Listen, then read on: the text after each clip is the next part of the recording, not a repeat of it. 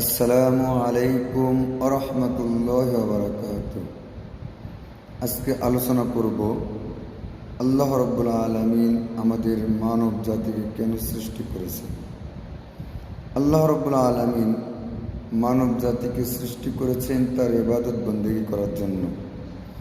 মানব জাতি আল্লাহ রাব্বুল আলামিনের ইবাদত বন্দেগী করে আল্লাহ রাব্বুল আলামিনের সন্তুষ্টি অর্জন করে আল্লাহ রাব্বুল আলামিনের প্রতিশ্রুত জান্নাতের অধিকারী হবে। এটাই হলো মানব জাতির সৃষ্টির মূল লক্ষ্য উদ্দেশ্য। মানব জাতি আল্লাহ রাব্বুল আলামিনের ইবাদত যখন করবে তখন আল্লাহ রাব্বুল আলামিনের অন্যান্য সৃষ্টি জীব মানব জাতির গোলাম হয়ে যাবে। অর্থাৎ মানুষ আল্লাহর গোলাম হবে আর আল্লাহ রাব্বুল আলামিনের অন্যান্য সৃষ্টি জীব আল্লাহর হুকুমে মানুষের গোলাম হয়ে যাবে।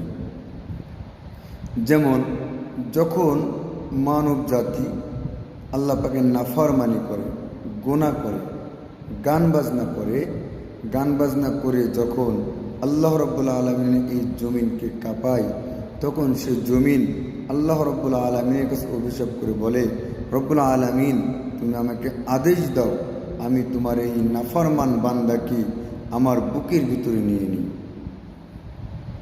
এরপরে যখন মানব জাতি আল্লাহ পাকের নাফরমানি করে, গুনাহ করে, তখন আল্লাহ রাব্বুল আলামিনের কাছে আসমান কেঁদে বলে, রব্বুল আলামিন আমি আসমানকে তুমি অনুমতি দাও, আমি আসমান এই নরাধম তোমার অবাধ্য বান্দাকে শিলাবৃষ্টি দিয়ে বর্জ্যপাত দিয়ে ধ্বংস করে দিই। মানব জাতি যখন গুনাহ করতেই থাকে, আল্লাহ রাব্বুল আলামিনের নাফরমানি করতেই থাকে, তখন বাতাস আল্লাহ রাব্বুল আলামিনকে ডেকে বলে, রব্বুল আলামিন তুমি আমাকে অনুমতি দাও, আমি একটা ঝড়ো হাওয়া দিয়ে, একটা ঘূর্ণিঝড় দিয়ে এই মানব জাতিকে নিঃশেষ করে দেব।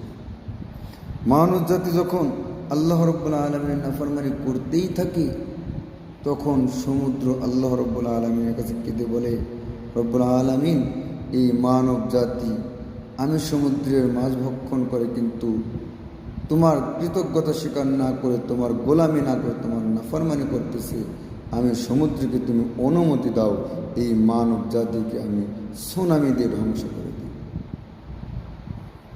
আল্লাহ রাব্বুল আলামিন বলেন যে আমার বান্দাদেরকে আমি সতর্ক করার জন্য, আমার বান্দাদেরকে আমি আমার পথে যেন ফিরে আসে, এজন্য সামান্য কিছু ভূমিধস, ভূমিকম্প, ঝড়ো হাওয়া এগুলো দিয়ে থাকি। আমি চাই আমার বান্দা আমার নিকটে ফিরে আসুক।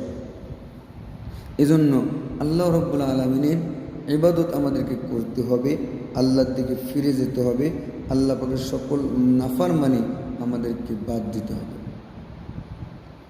আর যখন মানব জাতি আল্লাহ রাব্বুল আলামিনের ইবাদত বন্দেগী করে, তখন আল্লাহ রাব্বুল আলামিনের প্রত্যেকটা সৃষ্টিজীব ওই মানব জাতির জন্য দোয়া করে। মানব জাতি যখন আল্লাহর গোলামি করে, তখন জমিন আল্লাহ রাব্বুল আলামিনের কাছে ফরিয়াদ জানায়, রব্বুল আলামিন আমি তোমার বান্দা শ্রেষ্ঠ মখলুকাত মানব জাতির সিজদা যেন আমি পাই, আমি মাটির উপর যেন তোমার গোলামের সিজদা করে। মানব জাতি যখন আল্লাহ পাকের গোলামি করে, তখন প্রত্যেকটা রিজিক আল্লাহ রাব্বুল আলামিনের কাছে দোয়া করে, রব্বুল আলামিন আমাকে যেন একজন নামাজে ভক্ষণ করে, আমাকে যেন একজন সৎ ব্যক্তি ভক্ষণ করে, আমাকে যেন তোমার একজন প্রকৃত গোলাম ভক্ষণ করে।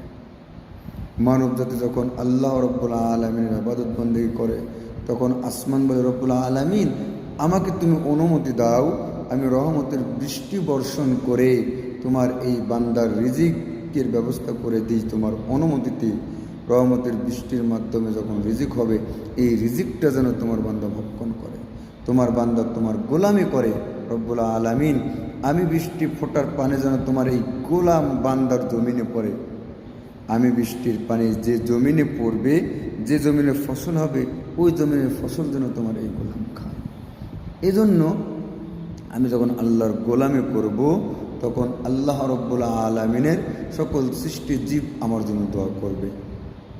আর এর বিপরীত আমি যখন গুনার কাজ করব, আল্লাহ নাফরমানি করব, এই গুনার কাজ করার কারণে, আল্লাহ পাকের নাফরমানি করার কারণে আমার শাস্তি তো আমি ডেকেই আনতেছি, আমার কারণে এই পৃথিবীর যে বিপর্যয়টা আমার কারণে হচ্ছে, আমার গুনার কারণে বায়ু দূষণ হচ্ছে, আমার গুনার কারণে জমিন ফেটে যাচ্ছে, আমার গুনার কারণে আল্লাহ রব্বুল আলামিনের আদেশে আকাশ বৃষ্টি দেওয়া বন্ধ করে দিচ্ছে, আমার গুনার কারণে এই যে পশু পাখি না খেয়ে মরতেছে, আমার গুনার কারণে সকল সৃষ্টিজীব কষ্ট পাচ্ছে, আমার গুনার কারণে আমি তওবা করতেছি না, সকল সৃষ্টিজীব আমার নামে, আমি মানব জাতির নামে আল্লাহর কাছে বদদুয়া করতেছি।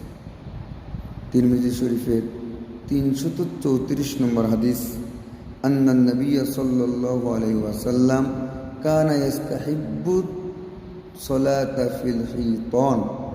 নবী আকরাম সাল্লাল্লাহু আলাইহি ওয়াসাল্লাম মাঝে মধ্যে বাগানে গিয়ে নামাজ আদায় করাকে পছন্দ করতেন।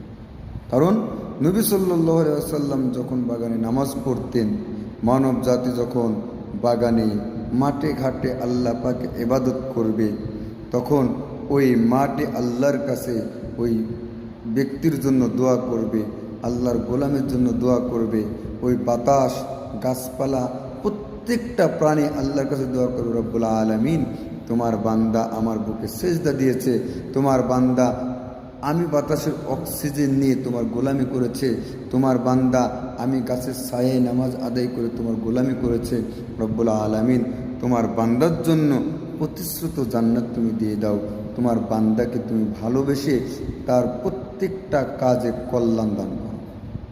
এজন্য আমাদের উচিত আল্লাহ রব্বুল আলামিনের গোলামি করা, আমাদের উচিত আল্লাহ রব্বুল আলামিনের কাছে তওবা করা, তওবা করে নিজেরা আল্লাহ রব্বুল আলামিনের কাছে প্রিয় বান্দা হওয়া, এবং আমাদের গুনার কারণে অন্যান্য যে সৃষ্টিজীব কষ্ট পাচ্ছে, এই অন্যান্য সৃষ্টিজীবকে কষ্ট থেকে হেফাজত করা এবং কষ্ট দেওয়া থেকে আল্লাহ রব্বুল আলামিনের কাছে পানা চাওয়া।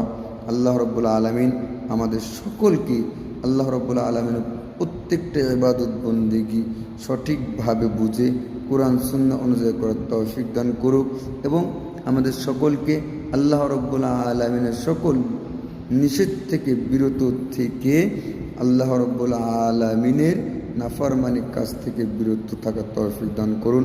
আল্লাহ রব্বুল আলামিন আমাদের সকলকে আল্লাহ রব্বুল আলামিনের বিধান মতে নবী আকরাম সাল্লাল্লাহু আলাইহি সাল্লামের আদর্শ মতো চলার তৌফিক দান করুন। আমিন। আসসালামু আলাইকুম ওয়া রাহমাতুল্লাহি ওয়া বারাকাতুহু।